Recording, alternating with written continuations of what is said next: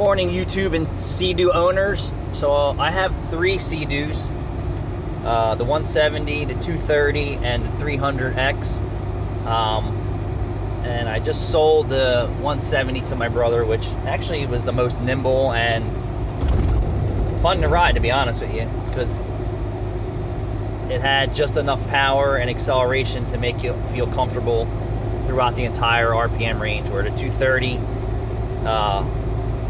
is a bit aggressive but sluggish on the down low, and the 300 is just a beast all the way around, but it doesn't handle very well.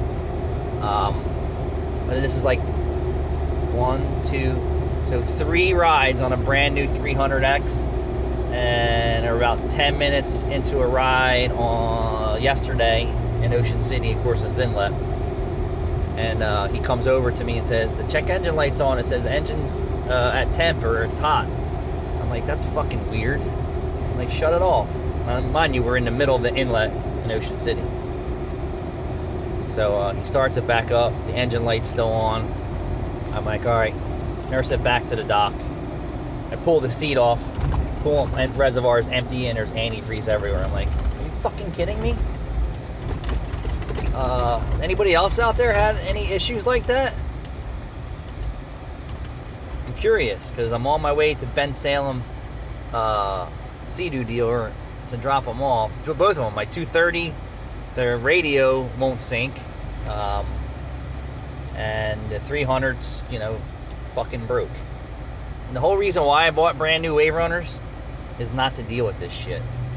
But I was test driving my 98 GTX RFI that I fixed the diode on. Dude, I drove for 4 hours yesterday. No issues. It's not very fast. I'm just curious if someone replaced the impeller or propeller or whatever you want to call it in a jet pump, because it seems like it struggles to go. What's going on? It struggles to get over 40. The engine's got tons of power, and the wear ring seems to be okay.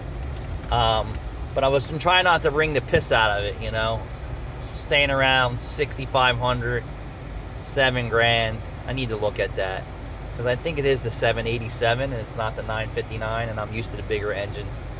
But I would like it to have a little bit more top end, so I need to look into that. But anyway, that was my old one that made it all day long after tons of repairs and survived. Old two-smoker. And then I taught my daughter how to ride, and her girlfriend, and the 230, stayed working, but there was no radio.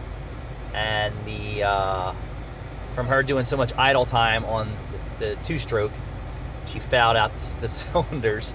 And I said, these are designed to be revved up and, ran fast. Not her fault, just the way they are. So I put a set of plugs in it, and then we went back out and ripped that 98 GTX, which was perfect. Love it. Love it, love it, love it. I hate that it sits so low in the water. That's all. Thanks for watching.